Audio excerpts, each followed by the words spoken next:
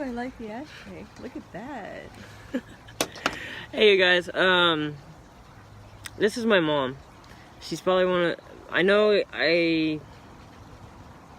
How do I put this? I want you guys to see my mom how I see my mom, not how other people see my mom. My mom is extremely special to me. Extremely special. She gets made fun of a lot, but she's probably the kindest person you've ever met in your whole entire life. She'll... Just listen to her. She's so sweet. I hate people that don't understand her. She thinks differently than everyone. I have Asperger's. I just found that out recently. But I know my mom has it. She's never been tested. But I know she has it. And she's one of the smartest, kindest, most lovable people I ever met. Known. Of course, she's my mom. But people generally don't give her the time because she thinks differently. Anyways, I just wanted to smoke with y'all and have you meet my mom. Because she's cool. And she's always nervous and yeah, well, here you go. Just bullshit, Mom. I don't know what to say. You don't have to say anything, Mom. That's what's cool about it. One of the things I like about you is you never have anything planned like I do too. You're just like, squirrel! Like today, like every time we go to a restaurant, you get hot chocolate. Every time, no matter what. Yeah, I do. I love it. I was cold. Warms you up. When you coming back? Pretty soon. We'll come back. Like, we just went to Bob's Burgers. Yeah. We just went to Bob's Burgers with champagne and had lunch. And she was just telling me about, I don't know. Jumping trains. Yeah, jumping trains when she was younger. And I was like, Mom, I think that's one of the coolest things. And she's like, why do you think that's cool? Because I was homeless and hanging out with hobos and tramps and shit like that. And I was like, no, because most people don't have the courage to live their life when they're going through that kind of struggle and going through that and re-educate themselves from nothing and then learn the streets. And now look at my mom. Look at this house. My mom used to be homeless. Now she's had the same job for what? 15 years? 20. 20 years now. 20 years. She works in a hospital. Yeah. Growing up, we were homeless a lot. We used to dumpster dive. Okay, let's just put it this way. I used to be really, really sad all the time because we were the welfare family at school. We were the ones that the clothes smelled a little funny because it was dried on the clothesline, not in the dryer, because it was cheaper. We were the ones that went to the food bank and had powdered milk and eggs and butter and everything and a shit ton of, like a gallon of peanut butter. We were the ones that got hand-me-downs. We were the family that got hand-me-downs. I wore all my brothers and sisters' clothes from, years in the past. No big deal. And then occasionally we'd be homeless when I was growing up, and I'd go to school from homeless shelters, from my mom's homeless shelters and stuff. What I was trying to get to my mom is, I think my mom thinks that we had a bad childhood, but I don't. I appreciate everything you did for me. Like, wow. Make Halloween stuff. You do not get it. I look back now, I used to be like, oh, I want that.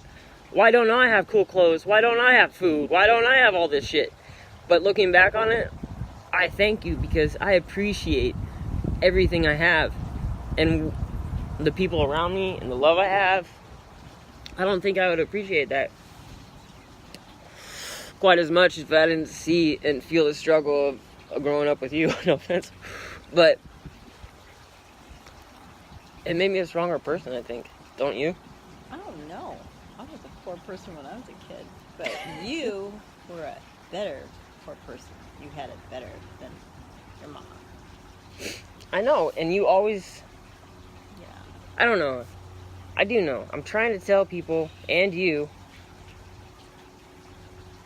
did the best you could for what you had.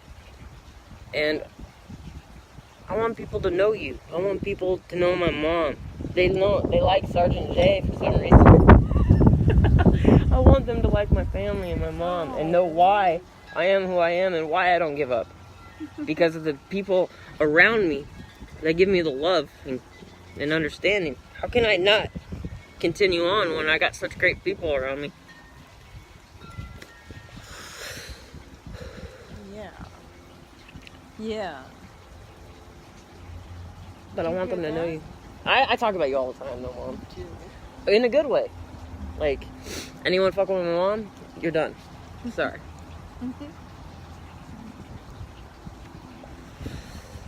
Where does this go? This? Yeah, no, not fine. This is live.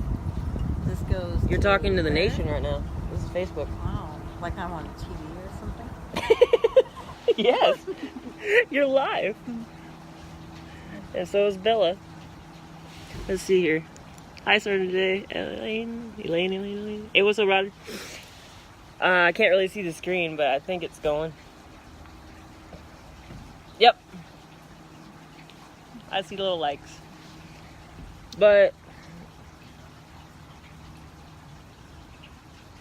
no, I talk about being homeless a lot. I talk about struggles a lot. I used to live out of my car, living out of my truck after the military, which I did. But even before that, you're the one that gave me the strength to endure that, even. Because I was already homeless when I was a kid. I went to high school from a homeless shelter. My mom, I was trying to tell my Mom, I talk about these things all the time, but you think I'm saying it in a negative light, and it's not. It's not. How do I put this?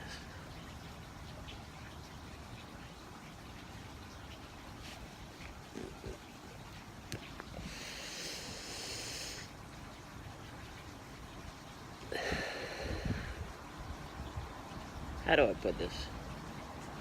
You don't feel good? No, I do. I feel great. I want to express to everyone how I feel about you, my mom. And I can't do it right now, and I did it earlier. Hang on. I'll get there. Yeah.